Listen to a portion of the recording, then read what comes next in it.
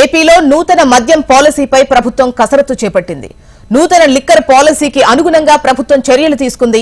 ప్రభుత్వ మద్యం దుకాణాలను రద్దు చేసి రీటైల్ లిక్కర్ షాపులకు అనుమతిస్తూ చేయబోయేటువంటి చట్ట సవరణ కోసం ఆర్డినెన్స్ ను జారీ చేసింది ఏపీ ప్రభుత్వం.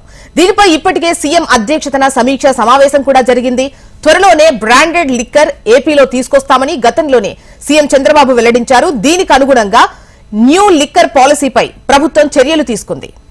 ఇక ఈ న్యూ లిక్కర్ పాలసీకి సంబంధించి వివరాలు మనకు ఏపీ కోఆర్డినేటర్ రాజేష్ అందిస్తారు. రాజేష్, చెప్పండి, లిక్కర్ కొత్త పాలసీకి సంబంధించి ప్రభుత్వం ఎటువంటి చర్యలు తీసుకుంటోంది, దానికి సంబంధించి మీ దగ్గర డీటెయిల్స్ ఏంటి?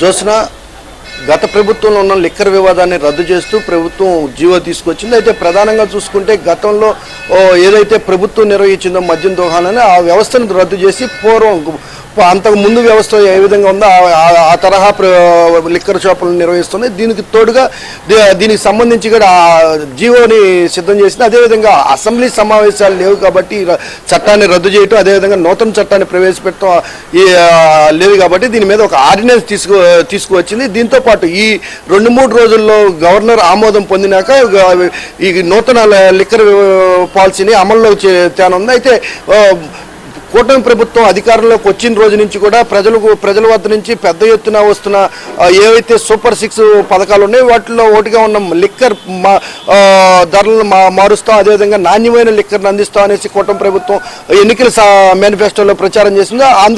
అనుగుణంగానే కొత్త లిక్కర్ పాలసీ విధానంలో చూసుకుంటే పూర్తి స్థాయిలో లిక్కర్ రేట్లను గతంలో కన్నా సగం ధరకు తగ్గించేసి అమ్మే విధంగా పాలసీని క్రియేట్ చేస్తున్నారు. దీంతో పాటు బ్రాండ్లు కూడా ఎక్కడా కూడా తెలియని బ్రాండ్ని ప్రవేశపెట్టకుండా ఆంధ్రప్రదేశ్ ప్రభుత్వం పూర్వం గతంలో ఉన్న బ్రాండ్లు ఏవైతే ప్రజలు నమ్మశక్యంగా తీసుకున్నారో అటువంటి బ్రాండ్లు మాత్రమే ఏపీ ప్రభుత్వం ఆమోదం తెలుపుతుంది. దీంతో పాటు కూడా చూసుకుంటే ఎక్కడా కూడా ఈ నూతన లిక్కర్ పాలసీలో ఎక్కడా కూడా ప్రజలకు నష్టం జరిగే విధంగా కాకుండా, అదేవిధంగా ప్రభుత్వం లాభం దిశగా ఆలోచించకుండా ప్రజలకు ఏదైతే ఎన్నికల మేనిఫెస్టోలో హామీ ఇచ్చారో ఆ హామీల మేరకే ముందుకు వెళ్తా అనేసి ఇప్పటికే చంద్రబాబు పలుమార్లు హామీ ఇచ్చారు. దీంతో పాటు ఈరోజు ఈ లిక్కర్ విషయంలో ఏదైతే గత ప్రభుత్వంలో ఉన్న లిక్కర్ విధానానికి సంబంధించిన పూర్తి చట్టాన్ని రద్దు చేసి నూతన విధానాన్ని ఈరోజు సాయంత్రానికి గవర్నర్ నుంచి ఆమోదం వచ్చే అవకాశం ఉంది. జోస్నా.